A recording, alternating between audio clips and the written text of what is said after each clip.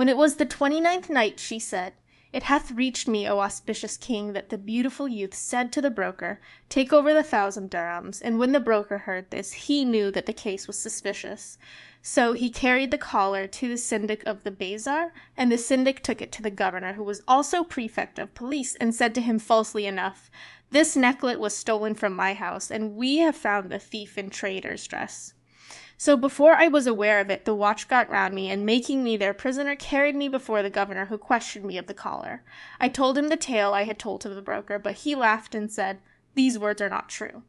Then, before I knew what was doing, the guard stripped off my clothes and came down with palm rods upon my ribs, till for the smart of the stick I confessed, 'It was I who stole it,' then to let them know that its owner was murdered in thy house, for then would they slay thee to avenge her.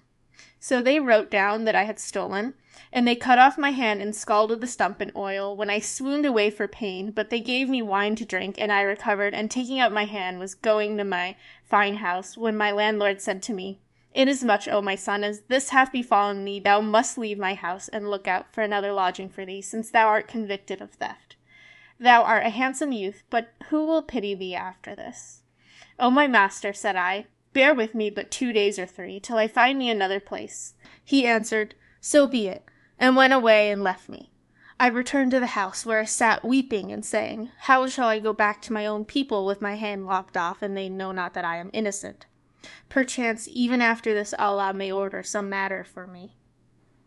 And I wept with exceeding weeping. Grief beset me, and I remained in sore trouble for 2 days. But on the 3rd day my landlord came suddenly in to me, and with him some of the guard and the syndic of the bazaar, who had falsely charged me with stealing the necklet. I went up to them, and asked, 'What is the matter?' However, they pinioned me without further parley, and threw a chain about my neck, saying, 'The necklet which was with thee hath proved to be the property of the wazir of Damascus, who was also her viceroy.' And they added, 'It was missing from his house 3 years ago at the same time as his younger daughter.' When I heard these words, my heart sank within me, and I said to myself, 'Thy life is gone beyond a doubt. By Allah, needs must I tell the chief my story, and if he will, let him kill me, and if he please, let him pardon me.' So they carried me to the wazir's house, and made me stand between his hands. When he saw me, he glanced at me out of the corner of his eye, and said to those present, 'Why did ye lop off his hand? This man is unfortunate, and there is no fault in him. Indeed, ye have wronged him in cutting off his hand.' When I heard this, I took heart, and, my soul presaging good, I said to him, 'By Allah, O my lord, I am no thief, but they calumniated me with a vile calumny, and they scourged me midmost the market, bidding me confess, till, for the pain of the rods, I lied against myself, and confessed the theft, albeit I am altogether innocent of it.' 'Fear not,' quoth the viceroy, 'no harm shall come to thee.' Then he ordered the syndic of the bazaar to be imprisoned, and said to him, 'Give this man the blood money for his hand, and if thou delay I will hang thee and seize all thy property.' Moreover, he called to his guards, who took him and dragged him away, leaving me with the chief. Then they loosed by his command the chain from my neck and unbound my arms, and he looked at me and said, 'O my son, be true with me, and tell me how this necklace came to thee.' And he repeated these verses, 'Truth best befits thee, albeit truth shall bring thee to burn on the threatened fire.' 'By Allah, O my lord,' answered I will tell thee nothing but the truth.' Then I related to him all that had passed between me and the first lady, and how she had brought me the second, and had slain her out of jealousy, and I detailed for him the tale to its full. When he heard my story, he shook his head, and struck his right hand upon the left, and putting his kerchief over his face, wept awhile, and then repeated, 'I see the woes of the world abound, and worldlings sick with spleen and teen. There's one who the meeting of two shall part, and who part not are few and far between.' Then he turned to me and said, 'Know, O my son, that the elder damsel who first came to thee was my daughter, whom I used to keep closely guarded. When she grew up, I sent her to Cairo, and married her to her cousin, my brother's son. After a while he died, and she came back, but she had learnt wantonness and ungraciousness from the people of Cairo, so she visited thee 4 times, and at last brought her younger sister.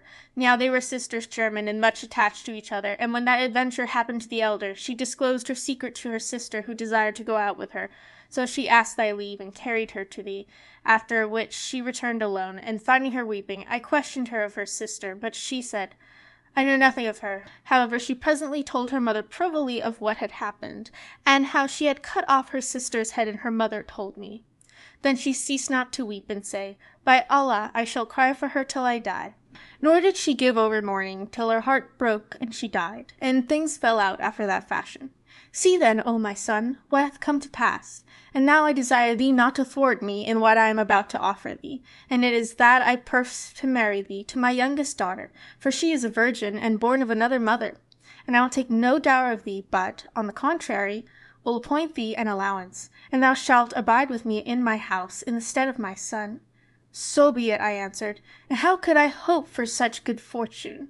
Then he sent at once for the Kazi and witnesses, and let write my marriage contract with his daughter, and I went in to her.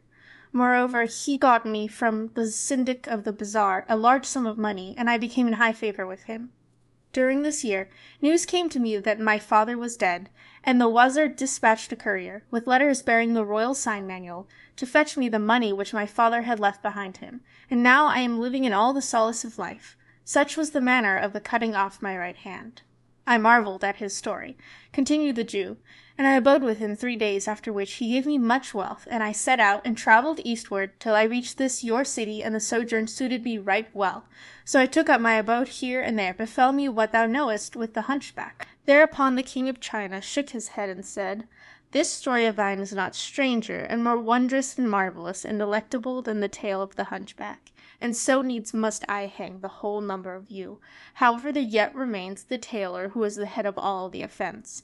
And he added, O tailor, if thou canst tell me anything more wonderful than the story of the hunchback, I will pardon you all your offences. Thereupon the man came forward and began to tell the tale of the tailor. Know, O king of the age, that most marvellous was that which befell me but yesterday, before I foregathered with the hunchback. It so chanced that in the early day I was at the marriage feast of one of my companions, who had gotten together in his house some 20 of the handicraftsmen of the city, amongst them tailors and silk spinners and carpenters and others of the same kidney. As soon as the sun had risen, they set food before us that we might eat, when behold, the master of the house entered, and with him a foreign youth and a well-favoured of the people of Baghdad, wearing clothes as handsome could be, and he was of right comely presence, save that he was lame of one leg. He came and saluted us, and we stood up to receive him. But when he was about to sit down, he espied amongst us a certain man which was a barber, whereupon he refused to be seated and would have gone away. But we stopped him, and our host also stayed him, making oath that he should not leave us, and asked him, What is the reason of thy coming in and going out again at once? Whereto he answered, By Allah, O my lord, do not hinder me, for the cause of my turning back is yon barber of bad omen, yon black o' face, yon ne'er-do-well. When the housemaster heard these words, he marvelled with extreme marvel, and said, How cometh this young man, who haileth from Baghdad, to be so troubled and perplexed about this barber? Then we looked at the stranger, and said, Explain the cause of thine anger against the barber. O fair company, quoth the youth, there befell me a strange adventure with this barber in Baghdad, which is my native city. He was the cause of the breaking of my leg, and of my lameness, and I have sworn never to sit in the same place with him, nor even tarry in any town where he happens to abide. And I have bidden adieu to Baghdad, and travelled far from it, and came to stay in this your city. Yet I have hardly passed one night before I meet him again. But not another day shall go by ere I fare forth from here, said we to him. Allah Humpy, tell us the tale. And the youth replied, the barber changing color from brown to yellow as he spoke, Know, O fair company, that my father was one of the chief merchants of Baghdad, and Almighty Allah blessed him with no son but myself. When I grew up and reached man's estate, my father was received into the mercy of Allah, whose name be exalted, and left me money and eunuchs, servants and slaves, and I used to dress well and diet well.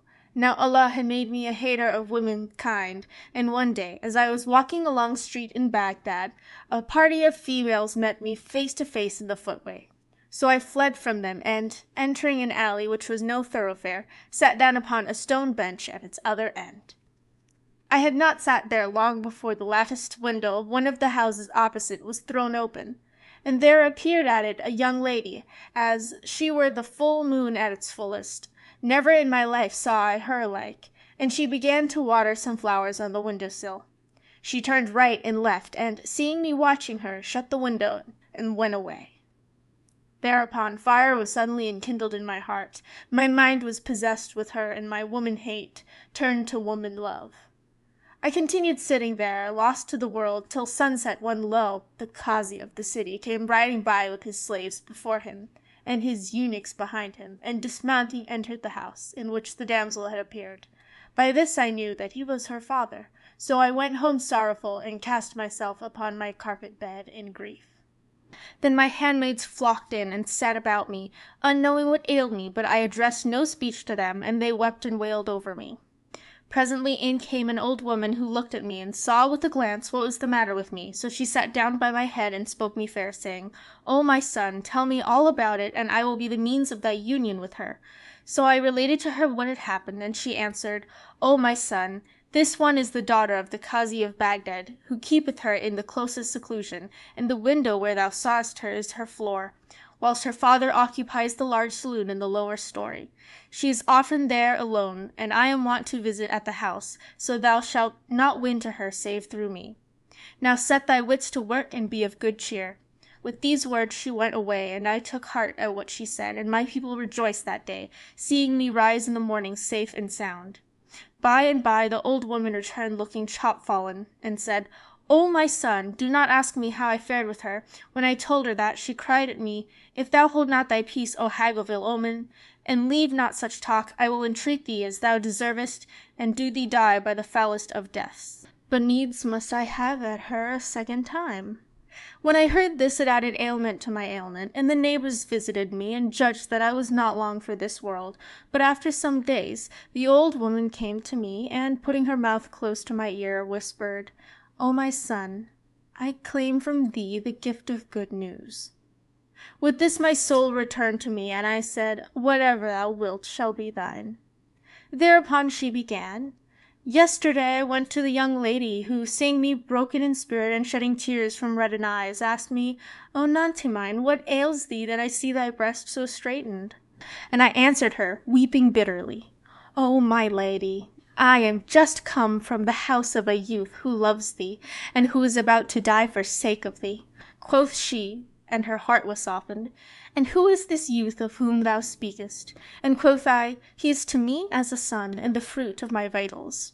He saw thee some days ago at the window watering thy flowers, and espying thy face and wrists, he fell in love at first sight.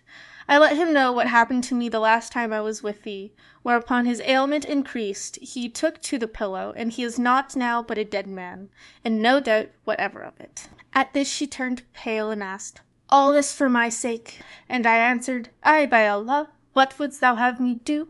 Said she, Go back to him and greet him for me, and tell him that I am twice more heartsick than he is, and on Friday, before the hour of public prayer, bid him here to the house, and I will come down and open the door for him. Then I will carry him up to my chamber, and foregather with him for a while, and let him depart before my father return from the mosque.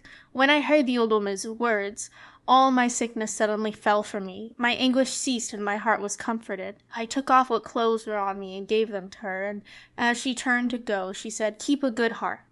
I have not a jot of sorrow left, I replied. My household in Tunis rejoiced in my recovery, and I abode thus till Friday, when, behold, the old woman came in and asked me how I did, to which I answered that I was well and in good case.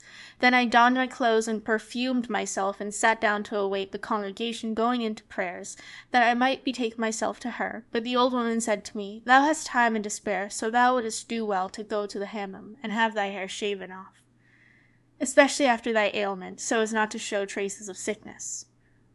This were the best way, answered I. I have just now bathed in hot water, but I will have my head shaved. Then I said to my page, Go to the bazaar and bring me a barber, a discreet fellow, and one not inclined to meddling or impertinent curiosity, or likely to split my head with his excessive talk. The boy went out at once, and brought back with him this wretched old man, the Sheikh of ill omen. When he came in, he saluted me, and I returned his salutation. Then quoth he, Of a truth I see thee thin of body. And quoth I have been ailing. He continued, Allah drive far away from thee thy woe, and thy sorrow, and thy trouble, and thy distress. Allah grant thy prayer, said I. He pursued, All gladness to thee, O my master, for indeed recovery is come to thee. Dost thou wish to be polled or to be blooded? Indeed, it was a tradition of Ibn Abbas, Allah accept of him, that the apostle said, Whoso cutteth his hair on a Friday, the Lord shall avert from him 70 calamities. And again it is related of him also, that he said, Cupping on a Friday keepeth from a loss of sight and a host of diseases. Leave this talk, I cried. Come, shave me my head at once, for I can't stand it. So he rose and put forth his hand in most leisurely way, and took out a kerchief and unfolded it, and lo, it contained an astrolabe with 7 parallel plates mounted in silver. Then he went to the middle of the court and raised head and instrument towards the sun's rays and looked for a long while. When this was over, he came back and said to me, Know that there have elapsed of this our day, which be Friday, and this Friday be the 10th of the month Safar, in the 653rd year since the Hegira or flight of the apostle, on whom be the bestest of blessings and peace, the 7320th year of the era of Alexander, 8 degrees and 6 minutes. Furthermore, the ascendant of this our day is, according to the exactest science of computation, the planet Mars, and it so happeneth that Mercury is in conjunction with him, denoting an auspicious moment for hair cutting. And this also maketh manifest to me that thou desires union with a certain person, and that your intercourse will not be propitious. But after this there occurreth a sign respecting a matter which will befall thee, and whereof I will not speak. O thou, cried I, by Allah, thou weariest me, and scatterest my wits, and thy forecast is other than good. I sent for thee to pull my head, and naught else. So up and shave me, and prolong not thy speech.